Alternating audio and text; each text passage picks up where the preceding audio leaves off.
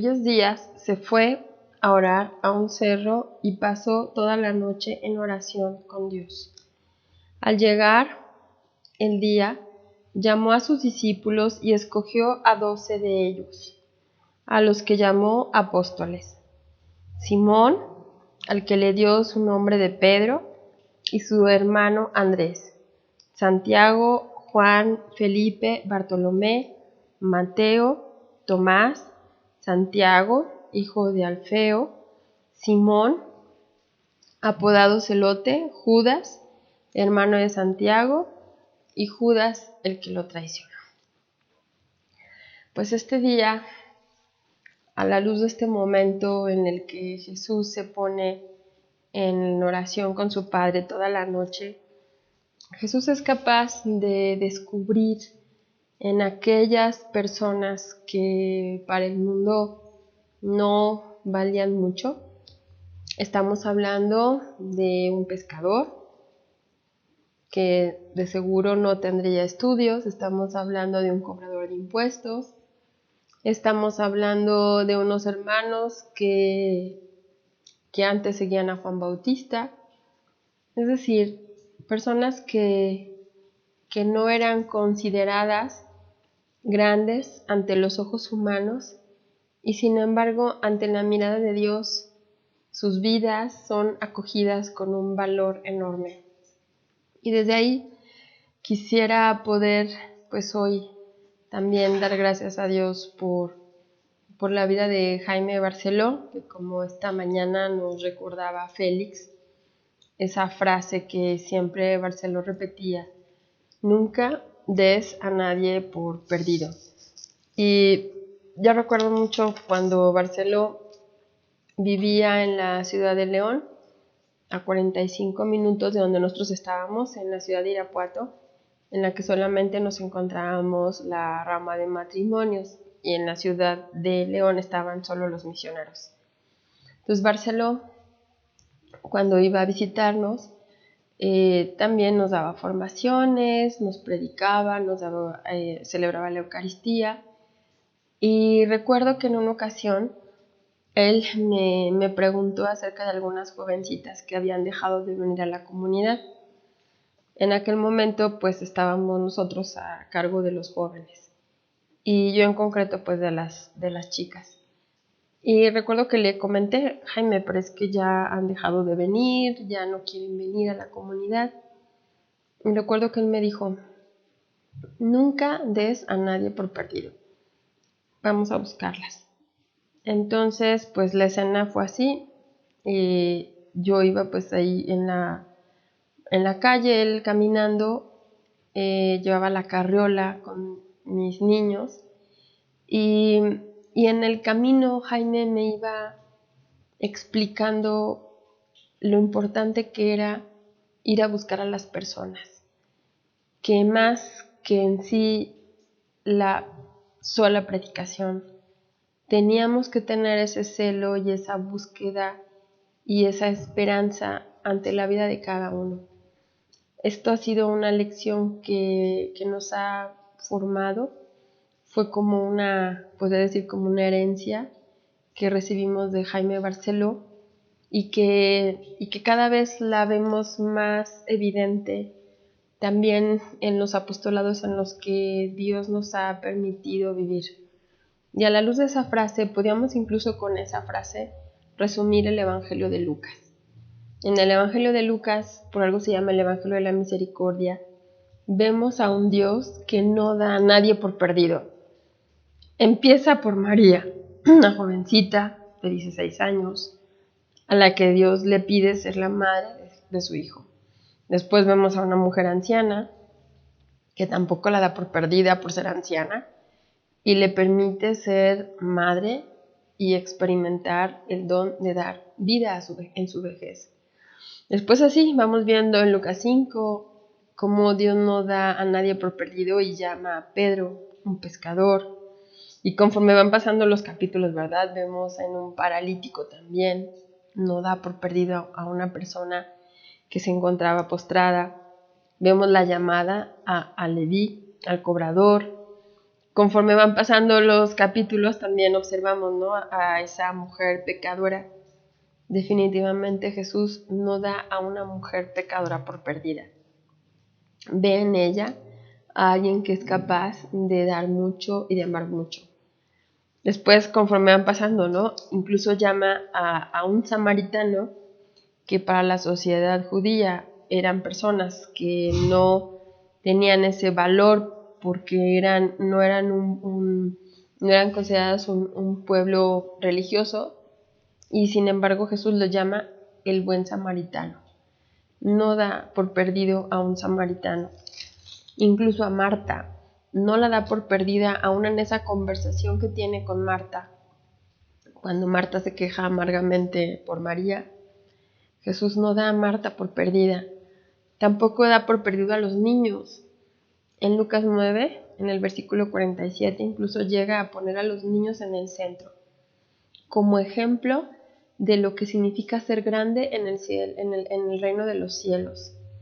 Después vemos cómo habla de los leprosos, de Lázaro, de Zaqueo, de aquella viuda que solamente tiene 2 monedas para dar. Incluso al mismo Pilato, cuando se lava las manos, tampoco lo da por perdido, porque le explica.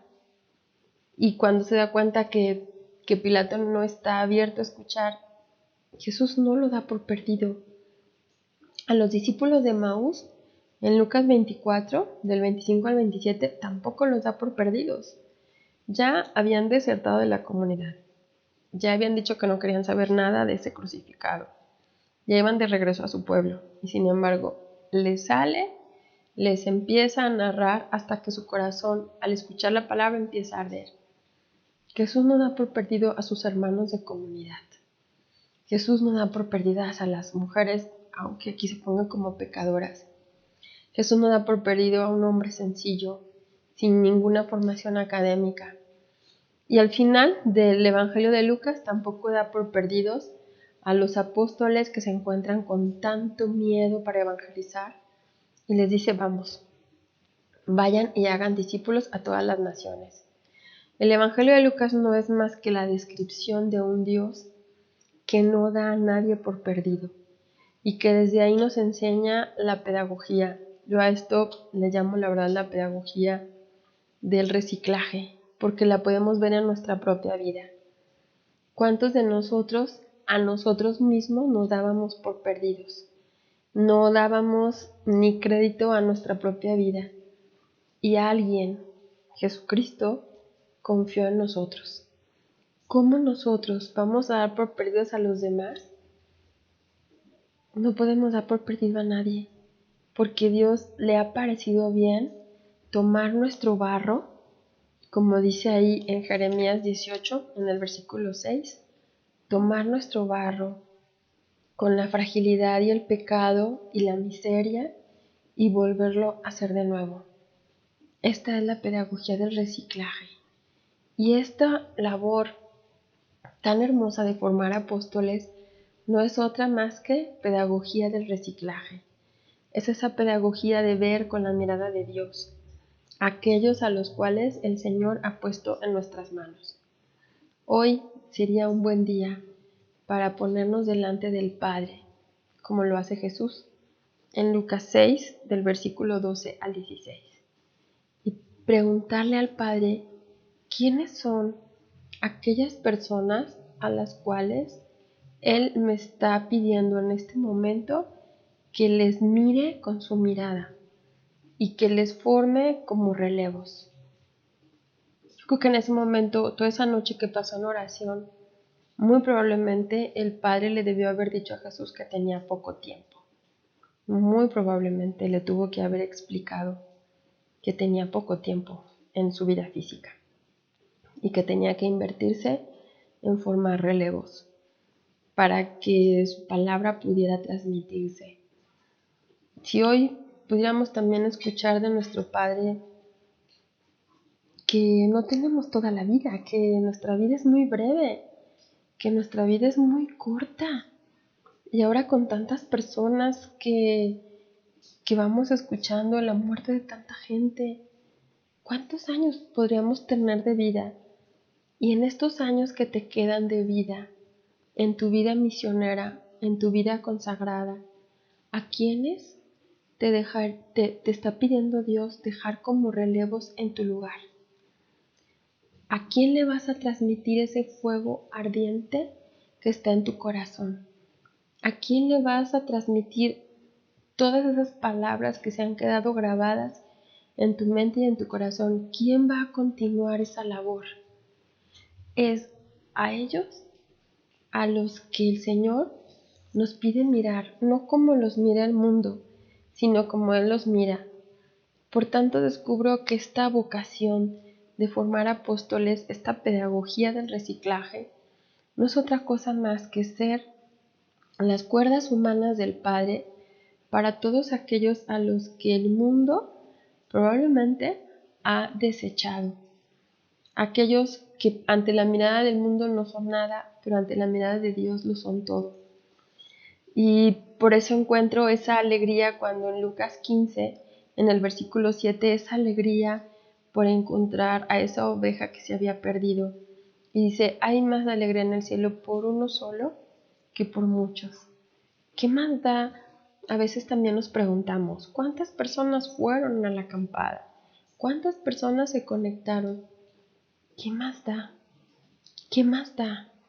No entremos en una sociedad que precisamente por eso se le conoce a la sociedad del cansancio, porque es una sociedad de rendimiento, de productividad, y no querramos repetir esos mismos patrones en la vida apostólica.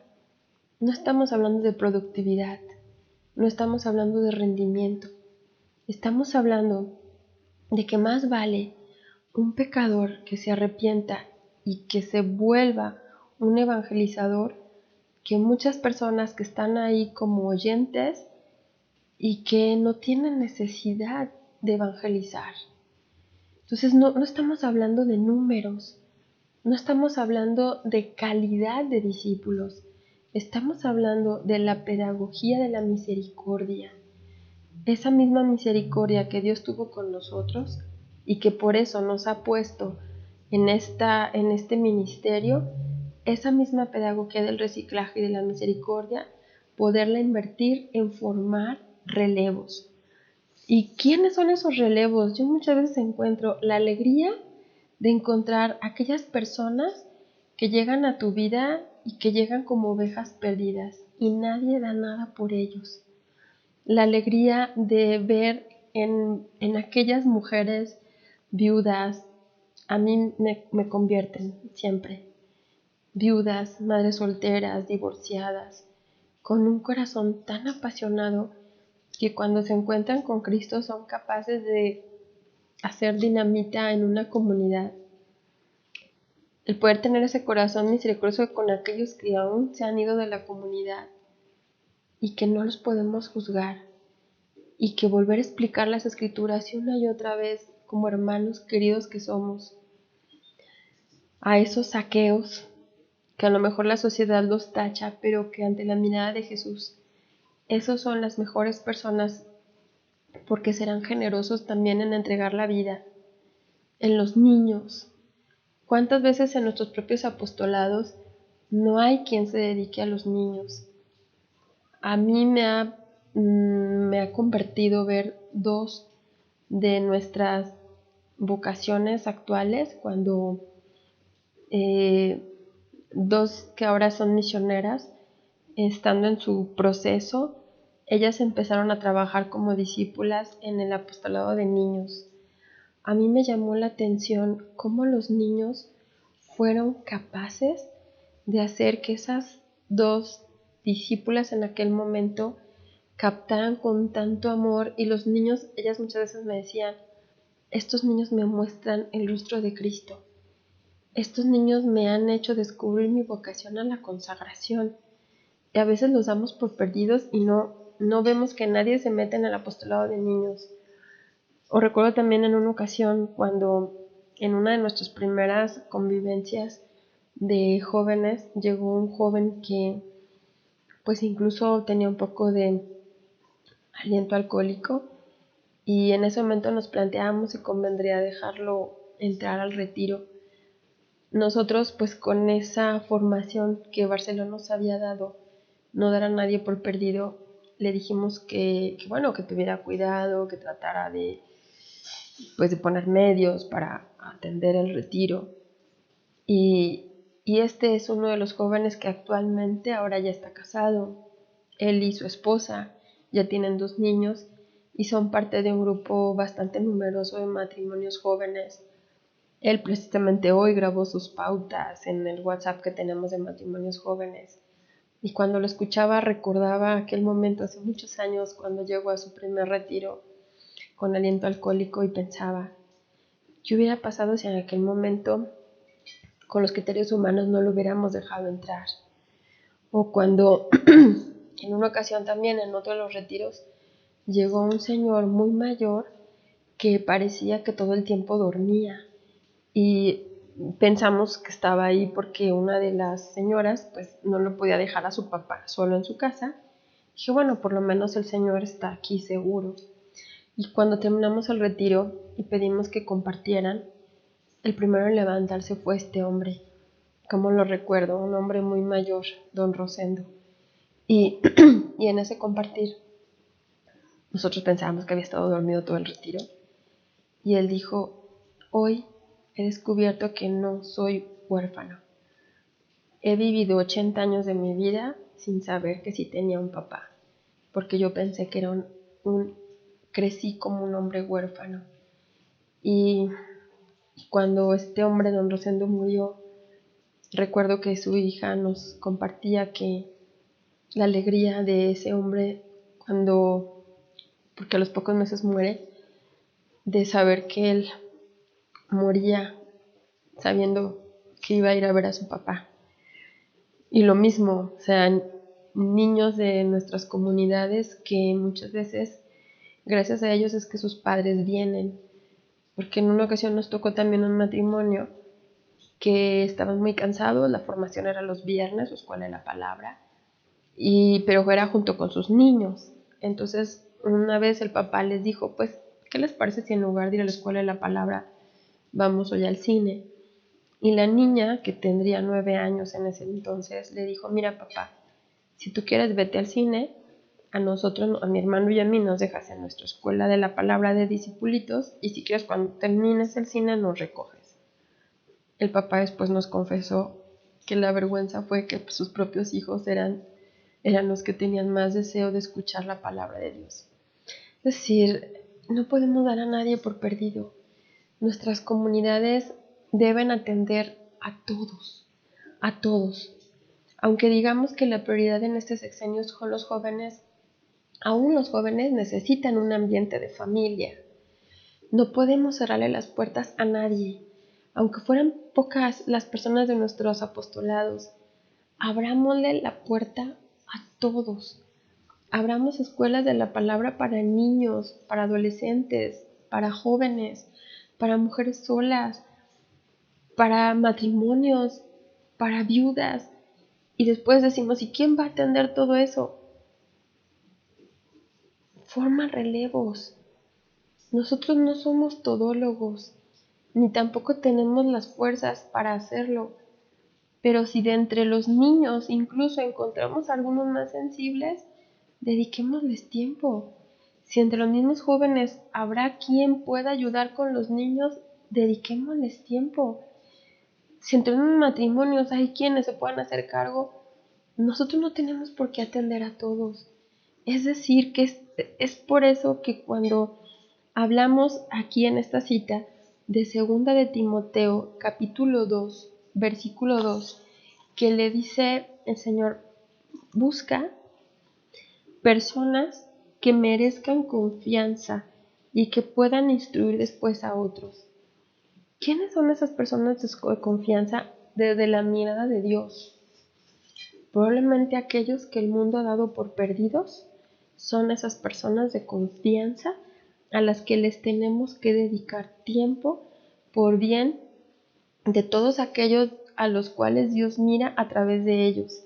Y que lo veo tan claro también en la petición que nos ha hecho el Papa Juan Pablo II en 1992, porque había esa cultura del promotor vocacional, ¿no? Como alguien que es selectivo y que va y buscaba vocaciones para llevarlas al seminario o a las congregaciones religiosas. Nosotros como familia misionera Verbum Dei no tenemos promotores vocacionales porque no hacemos como esta selección, ni tampoco podemos decir que no tenemos vocaciones, porque toda nuestra familia misionera Verbum Dei son vocaciones.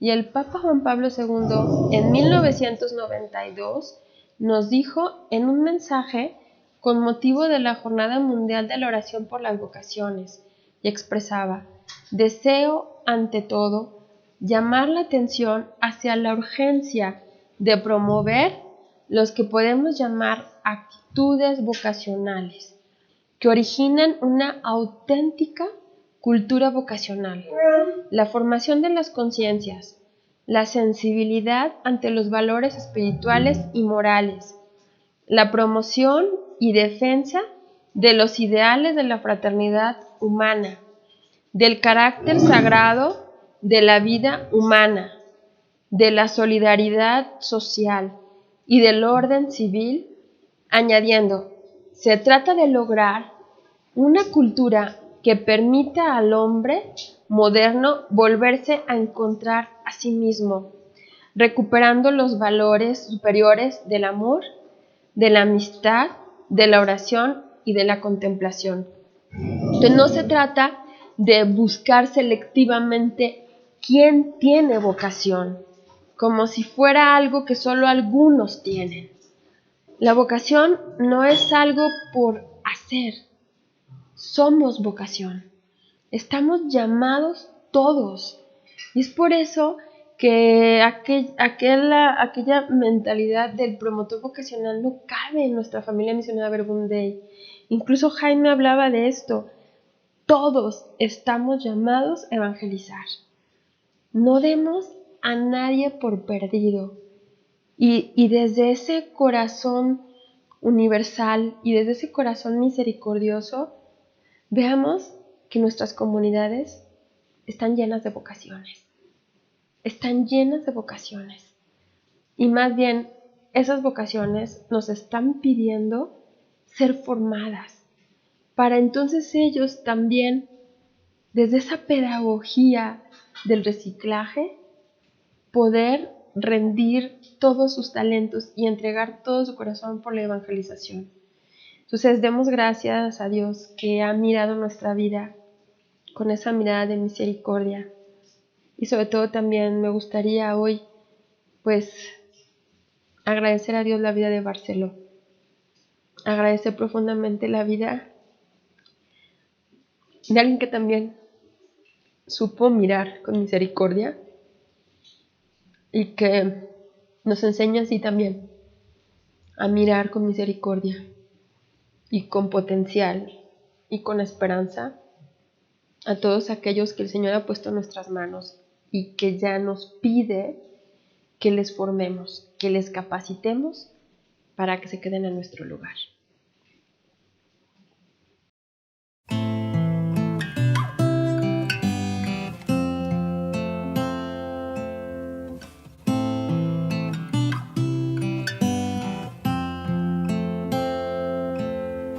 Hoy me acerco a ti, mira que te busco, háblame de ti, yo te puedo oír.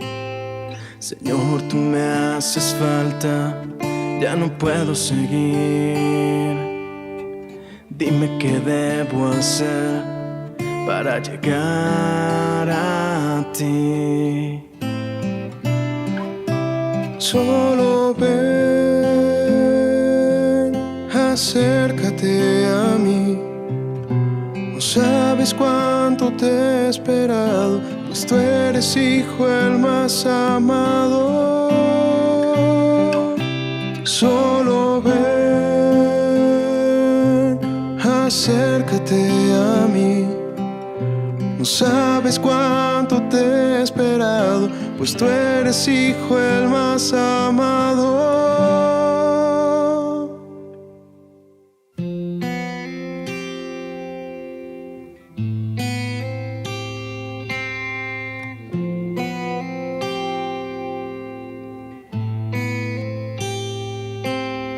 Señor, una palabra sanará mi corazón. Me alegra estar contigo y sentir tu inmenso amor.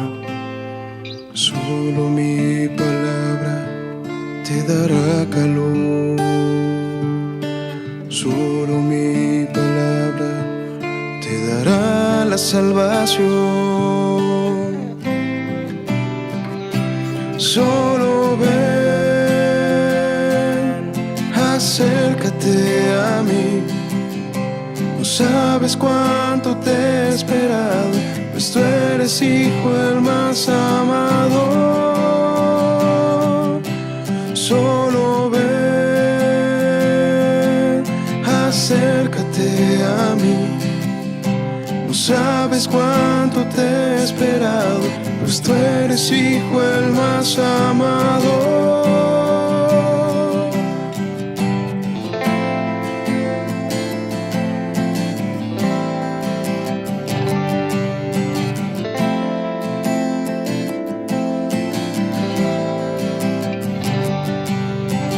Tú, Señor, conmigo estás. Yo el Señor contigo iré. Solo ven, acércate a mí. No sabes cuánto te he esperado, pues tú eres hijo el más amado. Solo ven, acércate a mí. No sabes cuánto